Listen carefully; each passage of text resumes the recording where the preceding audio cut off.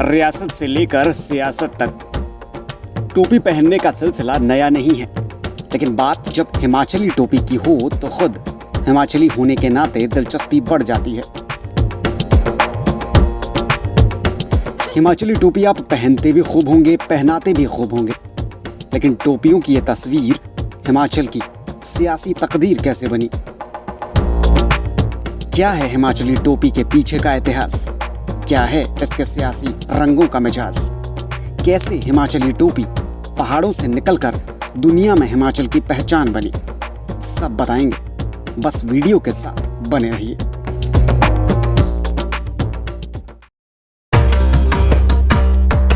तो शुरुआत होती है उस बुशहर से जो कभी आधे हिमाचल को अपने अंदर समाये था, जो अपने आप में सिर्फ एक रियासत नहीं बल्कि पूरा राज्य हुआ करता था।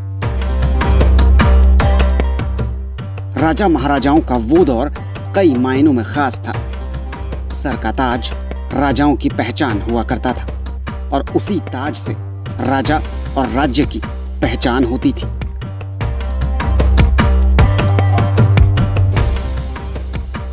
उस दौर में बुशहर राज्य का विस्तार बहुत था। रियासत के महाराजा अपनी शान में सर पर मुकुट नुमा टोपी पहनते थे, जो उम्दा दर्जे की भेड़ों की ऊन से बनी होती थी। इस टोपी पर मोनाल पक्षी के पंखों को सजावट के तौर पर लगाया जाता था। बुशहर राज्य का राज्य पक्षी उस वक्त मोनाल हुआ करता था। मोनाल एक ऐसा पक्षी है जो हिमालय की ऊंचाइयों पर पाया जाता है। समुद्र तल से करीब 8,000 से 15,000 फीट की ऊंचाई पर यह मिलता है और बुशहर समुद्र तल से 9,000 फीट की ऊंचाई पर है। अब सवाल ये कि टोपी का रंग हरा ही क्यों होता है? दरअसल उस वक्त बुशहर राज्य का राजकीय रंग हरा रंग था और अपने राज्य की पहचान को अपने ताज में जाहिर करने के लिए राजा टोपी पर हरे रंग की पट्टी का इस्तेमाल करते थे। धीरे धीरे टोपी का प्रचलन बढ़ा और राजा के साथ साथ प्रजा में भी इसे टोपी की तरह प्रजा ने भी इस टोपी के इस्तेमाल का प्रचलन शुरू कर दिया। धीरे धीरे वक्त बदला और बुशहर रियासत टुकड़ों में बट गई, लेकिन टोपी का महत्व नहीं बटा। हाँ, इसके नाम जरूर बदल गए। कुल्लवी टोपी, पहाड़ी टोपी, किन्नौरी टोपी, लाहौली टोपी और भी कई नामों से इसे जाना जाता है। किन्नौरी टोपी, हिमाचली टोपी, पहाड़ी टोपी, इस तरह की कई विभिन्न नामों से प्रसिद्ध हमारी ये पहाड़ियों के सर का ताज, ये जो टोपी है, इसका इतिहास बहुत पुराना है। पहले हमारे बुजुर्गों ने इसे पहना, अब हम यंगस्टर इसको पहन रहे हैं। बेसिकली इसके ओरिजिन की डेट तो शायद ही किसी को पता होगी, बट इसका ओरिजिन हुआ था किन्नौर में। वहां पे इस टोपी को बनाया गया था ठंड से बचने के लिए, बिकॉज वहां पे बर्फ बहुत पड़ती है। बट धीरे धीरे इसे बाकी डिस्ट्रिक्ट्स में भी काफी फेमस हो गई ये टोपी। जैसे कि फॉर एग्जाम्पल कुल्लू में कुल्लवी टोपी है, फिर रामपुर में बुशहरी टोपी है। ये जो टोपी है डिफरेंट कलर्स में आती है, जैसे कि रेड हो गया, ग्रीन हो गया। कुल्लवी टोपी में यहाँ पे कुछ स्ट्राइप्स लगे होते हैं, और ये जो किन्नौर की टोपी है, ग्रीन कलर में आती है। हम हिमाचलियों के लिए ये जो टोपी है, ये हमारा प्राइड है।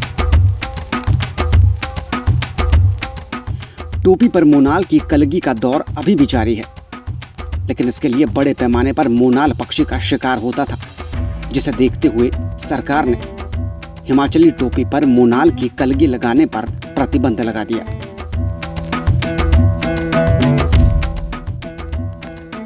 अब बात सियासत की। हिमाचली टोपी में हरा और लाल रंग सुर्खियों में रहता है। इसकी वजह यह है कि दो बड़े सियासी दल बीजेपी और कांग्रेस अब सियासी लड़ाई को हिमाचल में टोपियों से लड़ने लगे हैं। हरे रंग की हिमाचली टोपी को कांग्रेस की और लाल रंग की टोपी को बीजेपी की पहचान माना जाता है।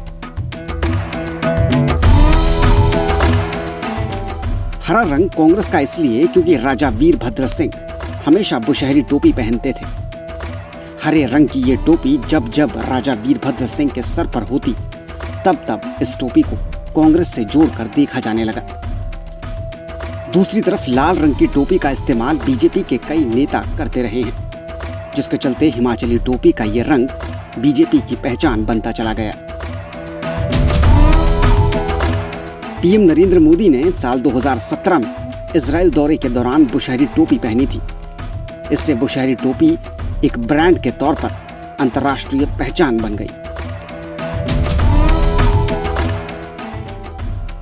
अब बुशहर रियासत से निकली टोपी हिमाचल की सियासत में धीरे धीरे अपनी जगह पक्की करने लग गई है।